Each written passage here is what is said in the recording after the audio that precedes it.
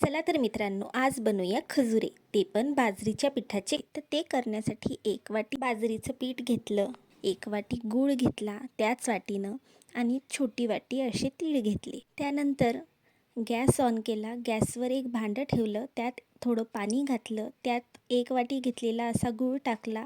याचा आपल्याला पाक करायचा नाही आहे, फक्त गूळ हा आपल्याला मेल्ट होऊ द्यायचा आहे। तर बघा आता किती छान हा गूळ मेल्ट झाला आहे। त्याला फक्त मेल्ट होऊ द्यायचं, पूर्ण गूळ आता विरघळू द्यायचा त्या पाण्यामध्ये बस। आणि तो गूळ एका भांड्यामध्ये किंवा एका ग्लासामध्ये काढून घ्यायचा। तुम्ही एका ग्लासामध्ये काढून घेतला आहे बस, तो साईडला ठेवला। मग एका भांड्यामध्ये 1 वाटी जे बाजरीचं पीठ घेतलं होतं ते टाकलं, थोडंसं चिमूटभर मीठ टाकलं आणि तीळ घेतलेले ते टाकले आणि थोडं थोडं करत गुळाचं पाणी त्यात घातलं आणि 1 चम्मचभर तूप पण घातलं बस। त्याला हळूहळू ते सर्व फिरवत फिरवत त्याचा आपल्याला पिठाचा गोळा तयार करायचा आहे आणि तो उंडा आपण तयार करायचा आहे। असं थोडं थोडं टाकत जेवढं जेवढं पाणी लागतं पिठाला तेवढंच टाकत ते फिरवत राहायचं आणि त्याचा छान असा उंडा तयार करायचा। बघा मी करतच आहे, तुम्ही बघू शकता।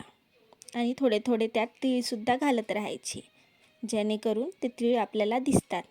बघा किती छान झाला ना। मग बस त्याचे मी छोटे छोटे पेढे साईडला करून घेतले आहे। तुम्ही बघू शकता असे गोल गोल पेढे मी साईडला करून घेतले त्या पिठाचे। बघा आता ते एक ताट घेतलं, त्यावर मी थोडंसं तूप घातलं आणि ते पसरून घेतलं बस। एक पेढा घेतला, तो त्याच्यावर ठेवला, थोडंसं पीठ लावलं आणि त्याला लाटून घेतलं। मी आता ते लाटत आहे गोल आकारामध्ये किंवा तुम्हाला जो शेपमध्ये करतात त्यानं करा आणि त्याचे काईट शेपमध्ये कट केले तर ते खूप छान दिसतील। नाही तर मी दुसरी पण एक शेपमध्ये कट केले, तुम्ही बघू शकता पुढच्या व्हिडिओमध्ये। आता हे अशा पद्धतीनं मी हे सगळे काईट शेपमध्ये कट करून घेतले आहे किंवा तुम्ही काजू कतलीचा शेप पण याला म्हणू शकता। आणि दुसरा मी सर्कल शेप घेतला, एक छोट्याशा झाकणानं मी हे कट करून घेतले आहे बघा अशा टाईपमध्ये। बस आता कढई ठेवायची, त्यात तेल टाकायचं आणि गरम तेलामध्ये ते तळून घ्यायचे। झालंय, रेडी आहे आपले खजुरे। तुम्ही आता त्याचा आवाज ऐका किती खणखण येतोय।